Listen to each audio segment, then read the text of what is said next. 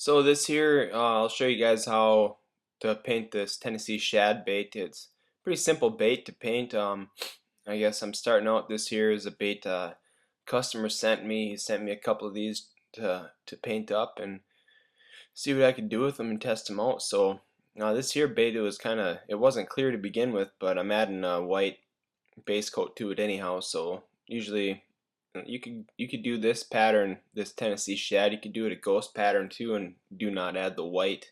Is really the only difference that you would do.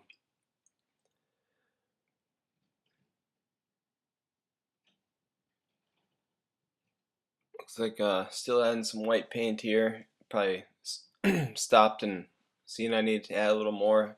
Hit it with the blow dryer quick and add another coat.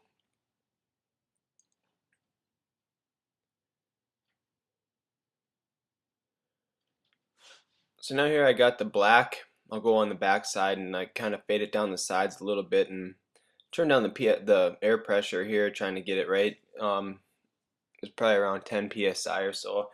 And when you get black is a very unforgiving color to paint against a white or a light color like that, because of the tendency for it to splatter. And so shooting really low psi and keeping a steady air pressure on the airbrush itself really helps a lot, and a clean airbrush also helps a lot too.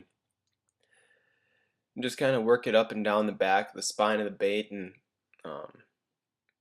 kind of I'll get it towards around the eye sockets, towards the front of the head too.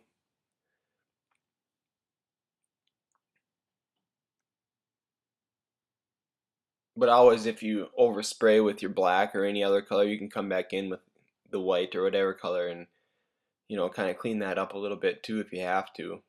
But yeah, there's no need to rush when putting on a dark color like that to where you mess it up real quick. So I mean, take your time with low air pressure. It's going to take a little bit longer, but it definitely looks a lot better in the long run, instead of looking like you just threw some paint on the bait. And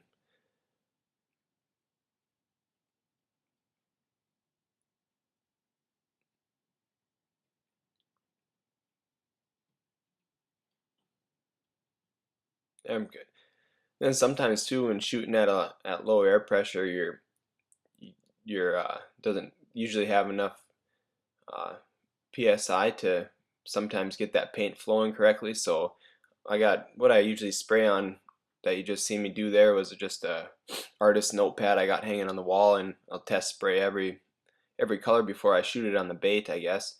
But sometimes when you're shooting at a low psi, you need to kind of work the trigger back and forth with to get that paint flowing again. So um, that's what I just did right there. And instead of doing it on the bait, you don't want to have a big splatter or anything on the bait. So then here is this sepia color here. I go again with it, but it works perfectly for this bait. And I'll just kind of work it. If you don't have a sepia color, just a light tan brown, but just kind of work it on down from the spine where the black blends down, and then right behind the gill plate, kind of get some down there, and leave a little bit of white in between the black and the brown that you're gonna spray behind the gill plate. So just kind of do that both sides there. And like I said, this sepia color, it's a wicked paint, wicked color, and it it's one of my go-to colors. It works great for just about anything. I don't know, it transforms colors differently. It's just cool. Kind of a close-up trying to show you where the you can see where the left the white on the gill plate yet too. And here I got just pearl white. You could use silver or something too if you want.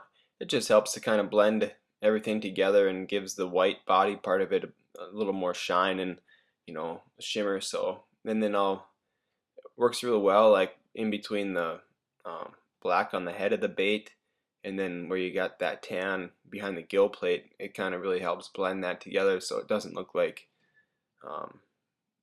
two straight lines or anything like that. It just kind of fades that, helps fade that black into the white better, and that tan into the white better too. So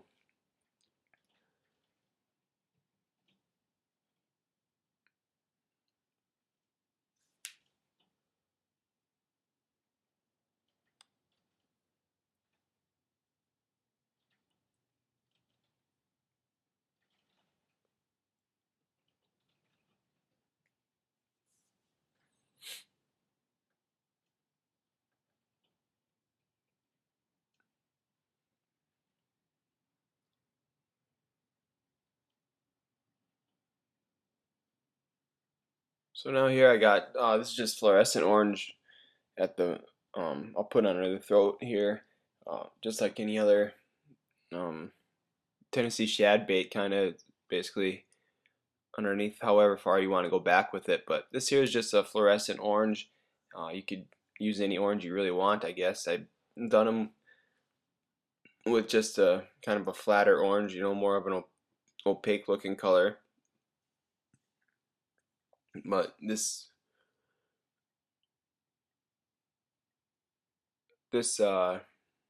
lipless bait works real well for, I think, looks real good with this Tennessee Shad painted on it, and hopefully it'll fish as well too. So we'll give it a shot here shortly once this weather turns around. But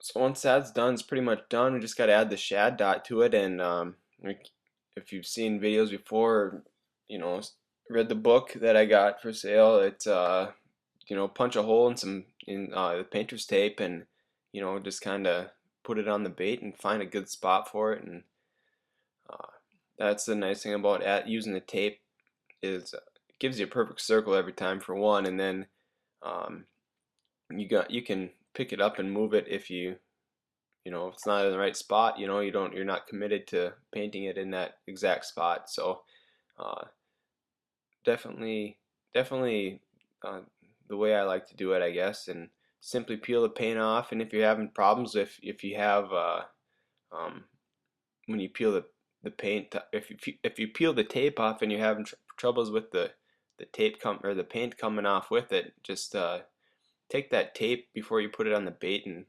stick it to your pants first, and then that should help it get some of that stickiness away. So thank you for watching.